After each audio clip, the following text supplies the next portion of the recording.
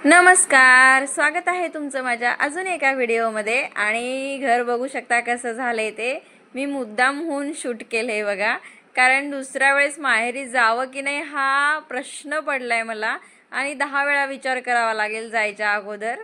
तर हे बघू शकता कसं घर झालंय, पसारा करून ठेवलाय, फ्रीज मधलं सामान बाहेर काढले, वर ठेवले आणि किचनवरती तर बघा तुम्ही एक वेळा काहीतरी चपात्या बनवल्या त्यांनी, तर तिथे कोळपाट, तिथे सगळं पसारा जिथल्या तिथं आहे बघा। तर सगळीकडे खूप कचरा झालेला आहे। आता मला तर कुठून साफसफाई करावं सुरुवात हेच कळत नाहीये। तर इकडे बाजारात गेले होते तर बाजार सुद्धा आणून तिथेच ठेवलाय त्यांनी, तो सगळा खराब झालेला आहे, सगळ्या भाज्या खराब होऊन गेल्यात। आणि इकडे तर ते म्हटले मी रॅकला काही आलोच नाही, पण कसं सगळं झालंय तुम्हीच बघा आता।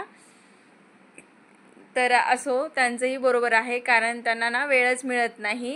ह्या इथे बघा मी मिरच्या आणि शेंगा तोडून गेले होते, त्यांची अवस्था अशी झालेली आहे।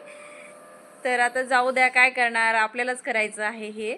तर काय झालंय नेमकं की म्हणजे नेहमीच आहे हे आमचं, म्हणजे मी दिवाळीला गेले ना तर यांचं जे काम असतं ना ते दिवाळीपासून म्हणजे चालू होतं, एकदम म्हणजे नेहमी चालूच असतं तसं, पण दिवाळीपासून जे पुढे ना त्यांना खूप कामं असतात, धावपळ असते खूप।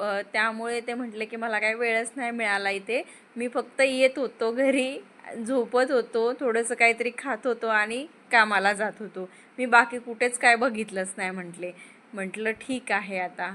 तर इथे नाश्ता दिलाय त्यांना सकाळी सकाळी बनवून, आणि आपण घरी नसलो ना की कंटाळा येतो त्यांना नाश्ता जेवण, ते काय करायचे असं खिचडी वगैरे बनवायचे, 2-3 वेळा तीच खायचे, असं करायचे ते। पण आता घरी आल्याच्या नंतर मी त्यांना सकाळी सकाळी नाश्ता बनवून दिलाय आणि स्वयंपाक वगैरे सगळं बाकी आहे माझं अजून।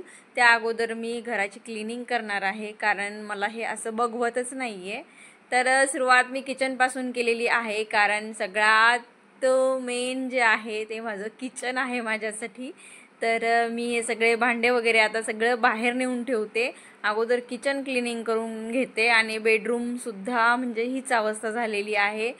तर त्या अगोदर मला खूप भूक लागली होती, म्हटलं चला अगोदर चहा बिस्किट खाऊन घेऊया।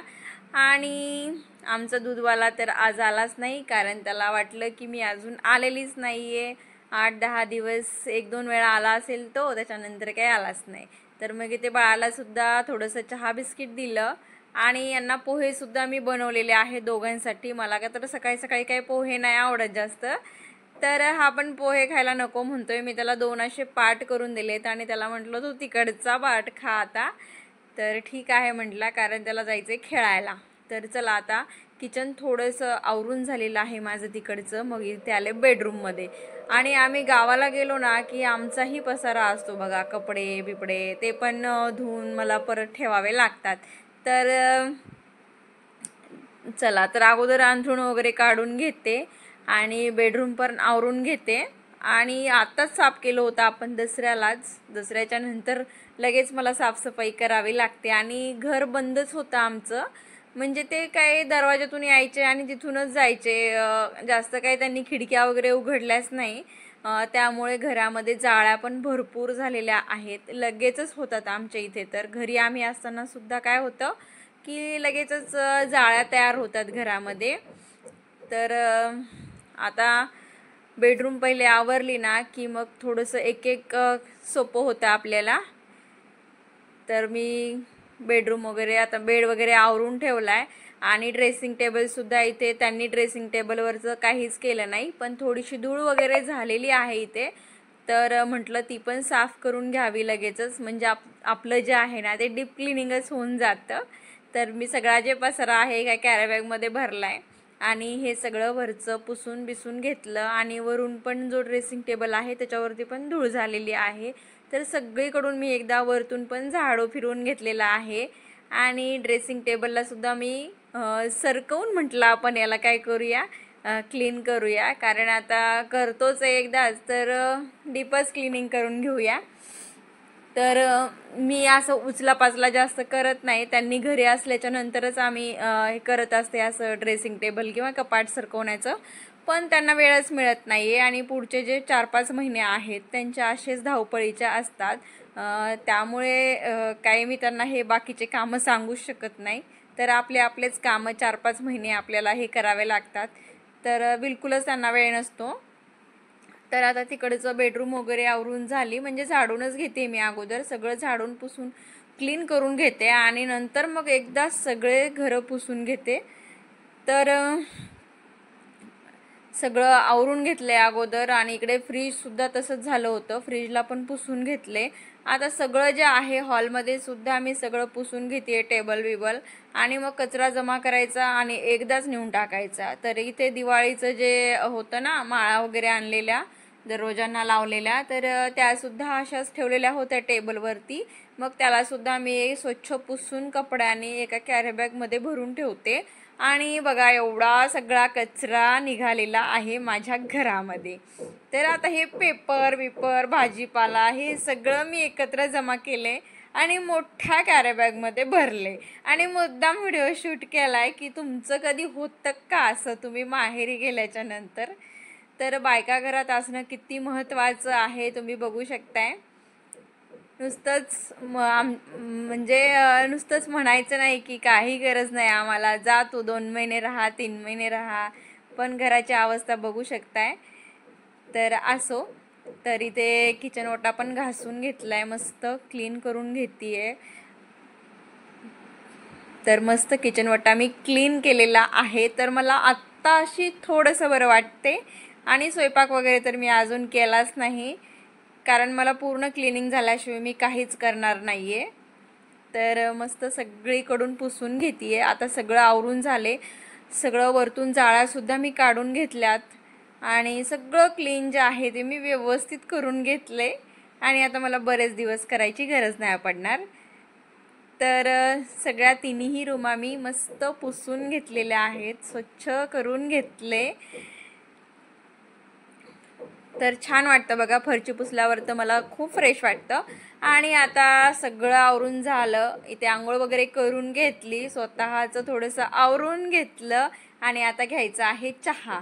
तर यांनी पण आलेले आहेत. आणि हा बघा काळा चहा, परत मला बिलकुल नाही आवडत काळा चहा, पण आता काय करणार, दूध आणायला गावात जावं लागतं 2-1 किलोमीटर, त्यामुळे म्हटलं जाऊ द्या. मग तसा चहा वगैरे घेतला आणि नंतर ही पपई घेतली होती मी, त्या काकूंकडून दारावर आल्या होत्या त्या.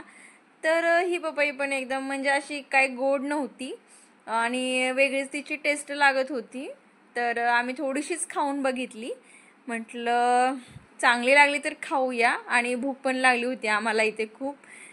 तर ही पपई दिसायला फक्त चांगली होती अशी, पण अजिबात चवीला चांगली नव्हती, गोडसुद्धा बिलकुल नव्हती आणि हिची टेस्ट पण एकदम वेगळीच होती.